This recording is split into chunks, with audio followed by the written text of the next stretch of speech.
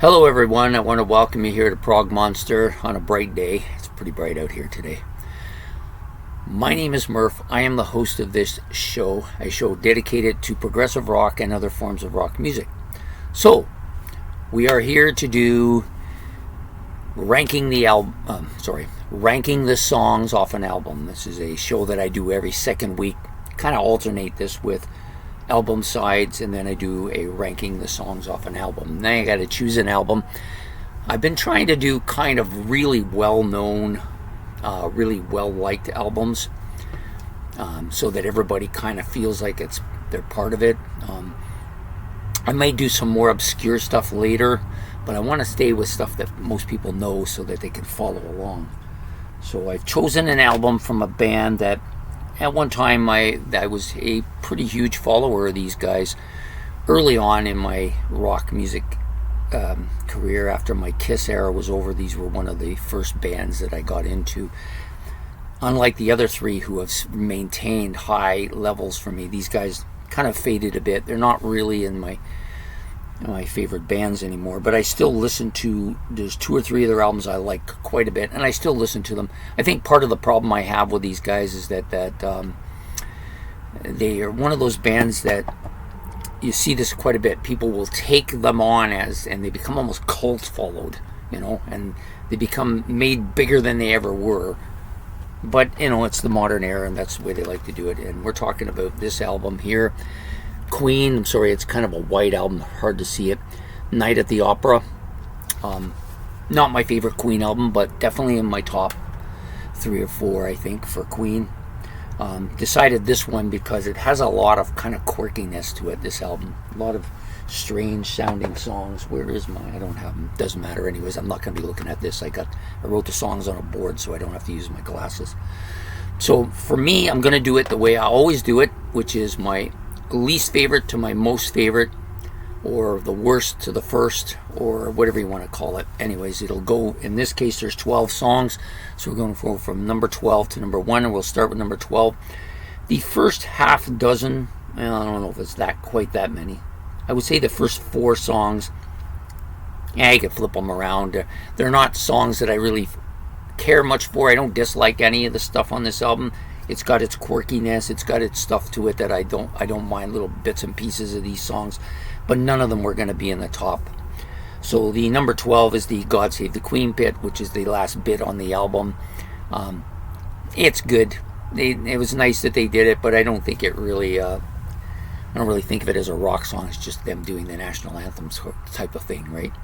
So number 12, God Save the Queen.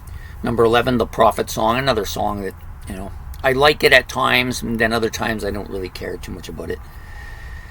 So number 10, Good Company, another song in this same kind of vein.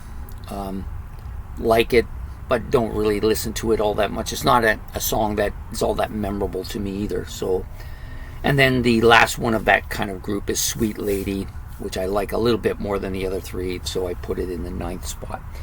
Now we start getting into the songs that I do really like quite a bit on this album, which the reason why this is a top album for me is because of these next 8 songs. So the next one, Love of My Life, I think Freddie Mercury he's just doing everything he can to really show how good strong his voice is.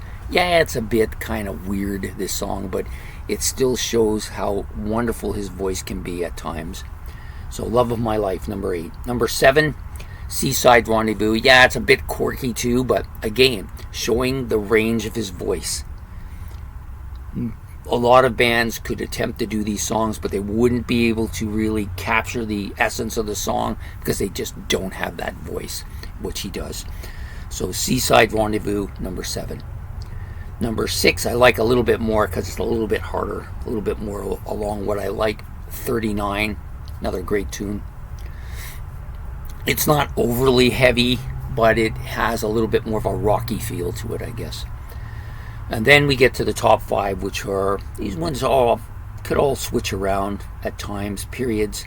Some of them are a little bit burned out, others not as much. So number 5 for me is Death on Two Legs. At one time, this would have been probably my favorite track on the album. It's kind of a little bit burned out, so it's moved down a little bit, but definitely has that hard, kind of Queenie sound to it, though. Number 4, Lazing on a Sunday Afternoon. I've always kind of liked this, even though it's kind of quirky like some of the other tracks we talked about earlier. But I know there's something about it that just really is British. It's got a really British sound to it. And I love that quirkiness that Freddie Mercury can do so well. So number 4.